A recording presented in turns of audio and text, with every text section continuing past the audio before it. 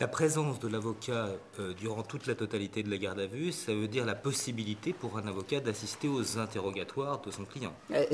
Absolument, c'est cela ce que cela signifie. C'est quelque chose à laquelle vous étiez un petit peu opposé pendant tout un temps, disons, où là il y a peut-être un risque de fuite. C'est pour ça qu'on attend la 12e heure. Qu'est-ce qui fait que vous avez changé? J'ai changé d'abord parce que le Conseil constitutionnel a fixé une règle. J'avais souligné à l'époque qu'il pouvait effectivement y avoir un certain nombre de difficultés pratiques à mettre en œuvre cette mesure.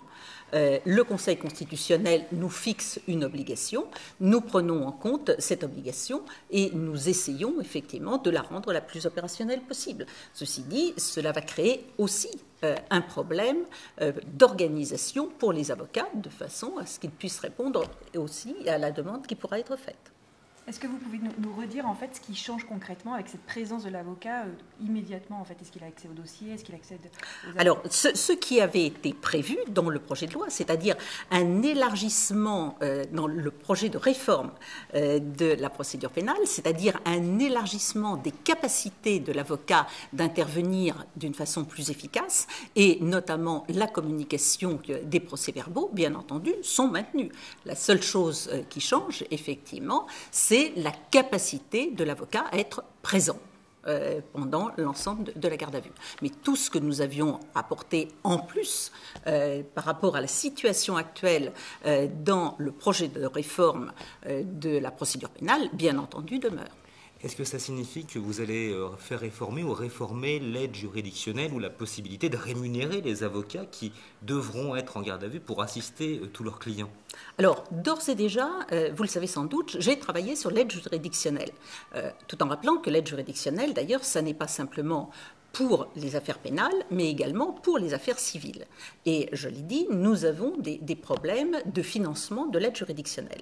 Il y a déjà un gros travail qui a été fait, notamment en matière civile, avec les assurances, pour permettre d'avoir des financements supplémentaires. Il est évident que aujourd'hui, le texte tel qu'il est amène à une augmentation du volume qui sera sans doute consacré au paiement des avocats dans le cadre de l'aide juridictionnelle. Il est évident qu'il n'est pas possible d'envisager que ce soit l'État seul qui assume ce supplément éventuel. Donc nous allons devoir travailler à la fois pour voir avec les avocats ce qu'implique cette augmentation de la rémunération ou des coûts de rémunération des avocats. Et puis, d'autre part, nous devrons également regarder comment trouver les financements nécessaires. Donc ça, c'est un travail qui va prolonger le travail que j'ai déjà entrepris en ce qui concerne la réforme de l'aide juridictionnelle. Ce travail, nous allons le faire dans les prochaines semaines, de façon à être prêts à présenter un projet au moment même où viendra devant le Parlement la discussion de la réforme de la garde à vue. Et alors, quand vous dites qu'il y a la réforme de la garde à vue qui est transmise au Conseil d'État et aussi la première partie de l'ensemble du projet de loi, oui. Est-ce que ça veut dire que dans cette première partie, il y a la réforme de l'instruction ou pas?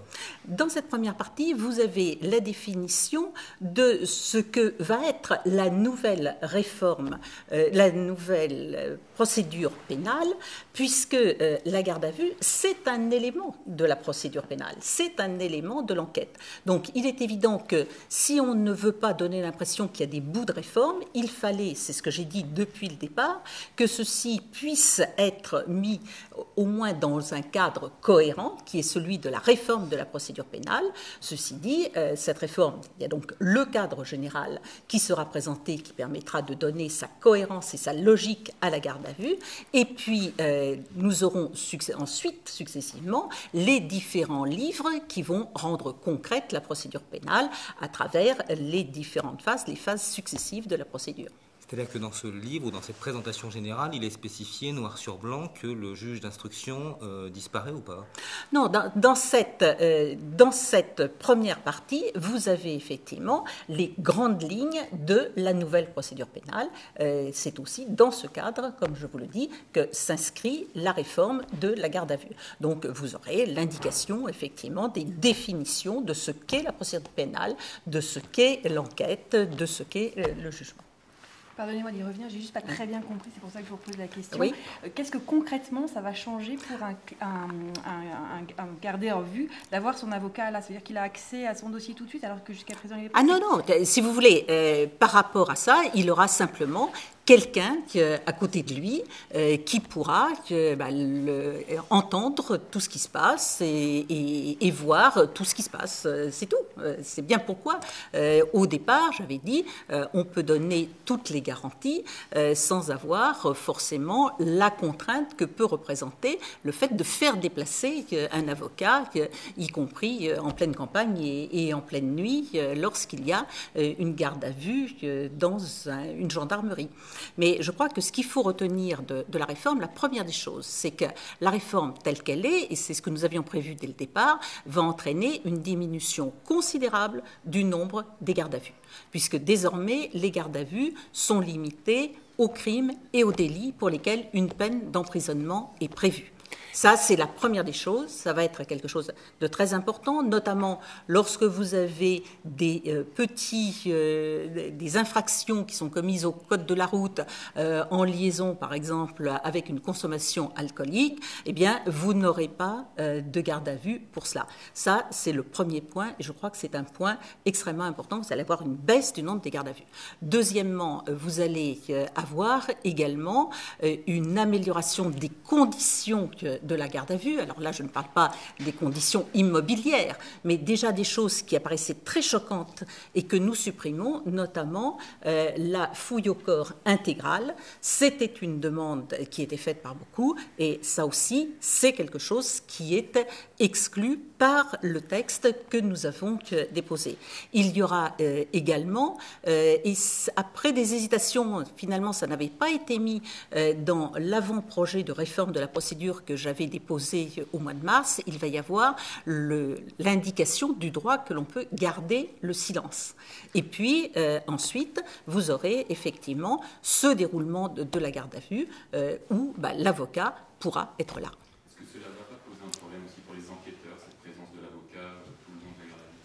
Bien, c'est effectivement un des problèmes qu'il y a eu, c'était une des demandes, mais le Conseil constitutionnel a tranché en disant que le principe, c'était celui de la présence de l'avocat tout au long de la garde à vue, mais qu'il pouvait y avoir des exceptions liées à des nécessités de l'enquête pour préserver des preuves ou pour protéger des personnes.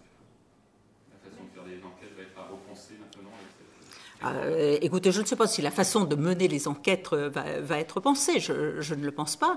Je pense simplement, effectivement, que dans l'immense majorité des cas, ce qui se passait aujourd'hui va se passer demain. Simplement, il y aura un avocat qui sera présent et en quelque sorte témoin de ce qui se passe.